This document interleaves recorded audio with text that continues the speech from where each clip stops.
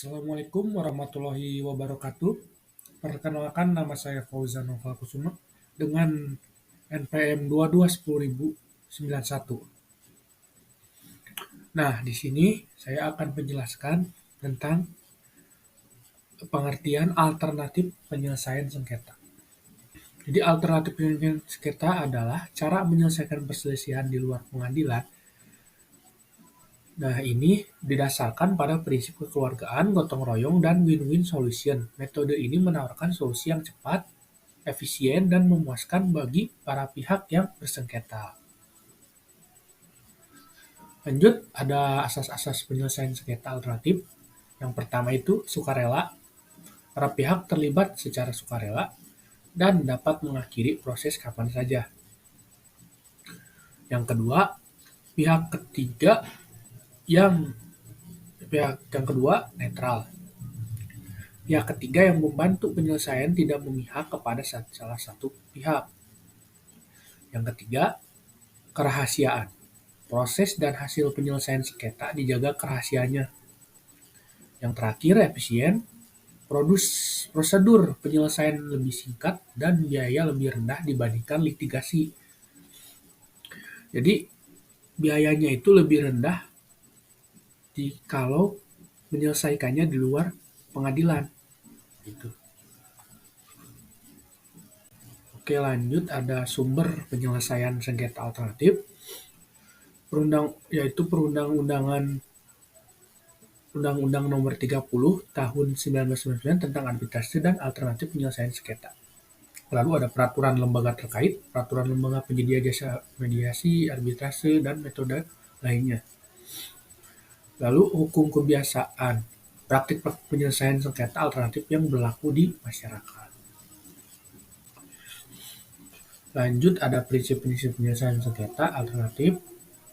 Jadi pertama itu ada kolaboratif.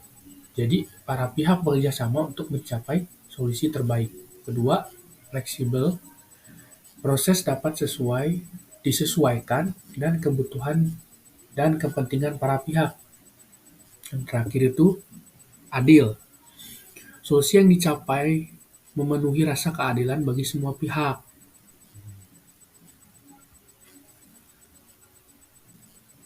Lanjut, ada bentuk-bentuk penyelesaian sengketa. Pertama ada mediasi. Mediasi itu proses negosiasi yang dibantu oleh pihak ketiga yang netral. Ada arbitrase, pengambilan keputusan oleh pihak ketiga yang ditunjuk oleh para pihak. Ada konsiliasi, proses pemulihan hubungan antara pihak yang bersengketa. Ada negosiasi, proses tawar-menawar langsung antara pihak yang bersengketa.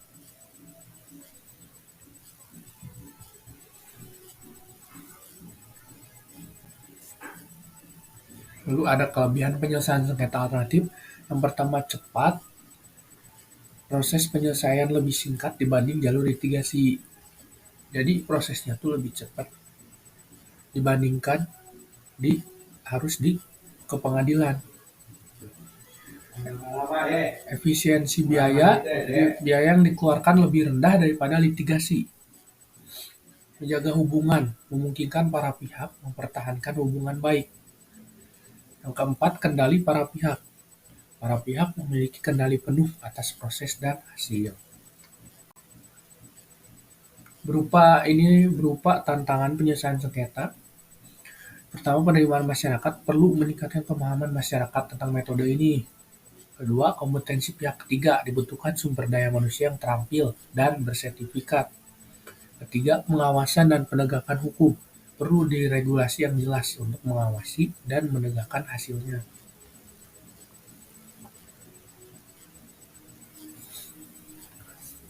Berikut prospek penyelesaian sengketa di Indonesia. Potensi pasar besar seiring dengan meningkatnya kompleksitas sengketa bisnis. Dukungan regulasi. Undang-Undang Nomor 30 Tahun 1999 memberikan landasan hukum yang kuat, efisien, cepat, biaya terjangkau, serta menjaga hubungan baik para pihak. Manfaat praktis. Hubungan baik para pihak perlu sosialisasi yang lebih luas dan peningkatan kompetensi pihak ketiga. Nah, lanjut, ada negosiasi. Negosiasi adalah proses tawar-menawar langsung antara pihak-pihak yang terlibat dalam sengketa untuk mencapai kesepakatan yang saling menguntungkan. Dalam negosiasi, para pihak berusaha memahami kepentingan satu sama lain, mencari solusi kreatif, dan berkompromi untuk menemukan solusi terbaik. Proses ini bersifat fleksibel, informal, dan sukarela. Lanjut ada mediasi. Mediasi adalah proses penyelesaian sengketa di mana pihak-pihak yang bersengketa dibantu oleh seorang mediator yang independen dan tidak berpihak untuk mencapai penyelesaian yang disepakati bersama. Mediator berperan sebagai fasilitator yang membantu para pihak bernegosiasi dan mencari solusi terbaik.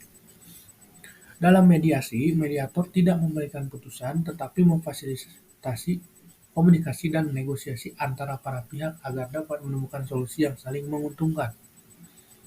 Proses mediasi bersifat sukarela, rahasia, dan informal. Ada arbitrase. Arbitrase proses penyelesaian sengketa di luar pengadilan di mana para pihak yang bersengketa menyerahkan perselisihan mereka kepada pihak ketiga, yaitu arbiter, untuk diputuskan. Arbiter diatur berdasarkan Undang-Undang Nomor 30 Tahun 1999 dan memiliki asas-asas serta kompetensi yang jelas. Asas arbitrase yaitu asas kesukarelaan, independensi, keadilan, dan kerahasiaan. Sumber hukum arbitrase yaitu di UU Nomor 30 Tahun 1999, Perma, serta praktik, kebiasaan, dan putusan arbitrase terdahulu. Yang terakhir, kompetensi arbitrase mencakup sengketa di bidang perdagangan, keuangan, dan industri yang dapat diselesaikan melalui arbitrase. Nah, lanjut sekarang saya akan menganalisis UU Nomor 30 Tahun 1999. Undang-Undang Nomor 30 Tahun 1999 tentang arbitrase dan alternatif penyelesaian sengketa mengatur ketentuan penting terkait penyelesaian sengketa di luar pengadilan. Nah, di sini saya akan menganalisis pasal 54, 60, dan 70. Analisis pasal 54, pengajuan permohonan banding.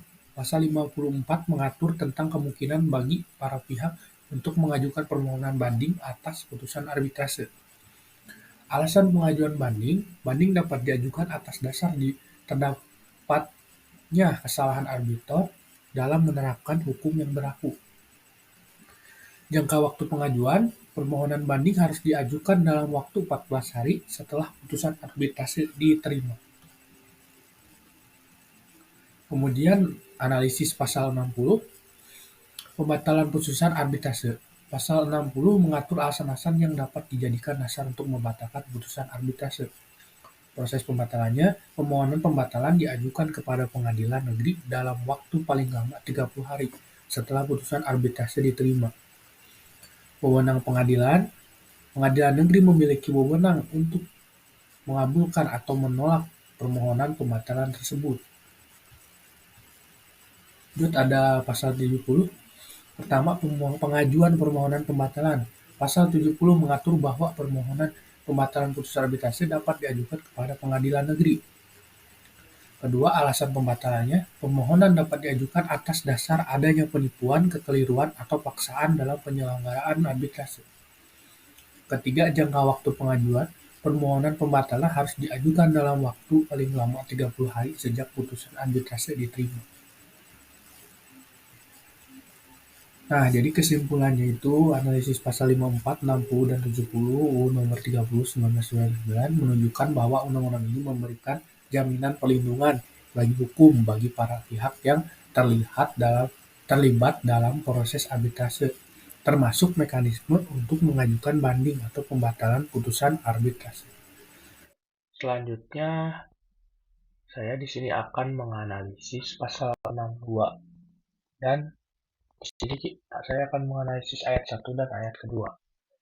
Yang pertama, tentang arbitrase dan putusan arbitrase. Pasal 62 ayat 1. Apabila suatu pihak tidak memenuhi putusan arbitrase secara sukarela, maka pihak yang berkepentingan dapat mengajukan permohonan kepada Ketua Pengadilan Negeri agar putusan tersebut diperintahkan pelaksanaannya sesuai dengan ketentuan pasal 61. Analisis. Pemenuhan putusan secara sukarela. Pasal ini mengatur bahwa pihak yang kalah dalam arbitrase diharapkan untuk memenuhi putusan secara sukarela. Permohonan pengadilan negeri.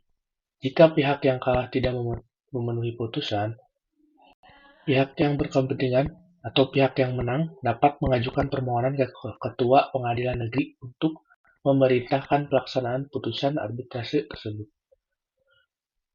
Kaitan dengan pasal 61 sendiri mengatur tentang bagaimana putusan arbitrase harus disampaikan dengan didaftarkan kepada pengadilan negeri untuk perintah pelaksanaan. Selanjutnya ada pasal 62 ayat 2 permohonan sebagaimana dimaksud dalam ayat 1 diajukan dalam 30 hari sejak tanggal diterimanya putusan oleh para pihak. Analisisnya, batas waktu pengajuan permohonan, ayat ini menetapkan bahwa batas waktu bagi pihak yang menang untuk mengajukan permohonan kepada pengadilan negeri yaitu dalam waktu 30 hari sejak tanggal diterimanya putusan arbitrase oleh para pihak. Urgensi dan kepastian hukum. Batas waktu 30 hari ini memberikan kepastian hukum dan urgensi dalam pelaksanaan putusan arbitrase, sehingga tidak ada penundaan yang tidak perlu dalam upaya eksekusi putusan tersebut. Nah, jadi kesimpulannya pasal 62 dan ayat 1 dan ayat 2 UU nomor 30 tahun 1999 memberikan mekanisme yang jelas untuk menegakkan putusan arbitrase jika pihak yang kalah tidak secara sukarela memenuhi putusan tersebut.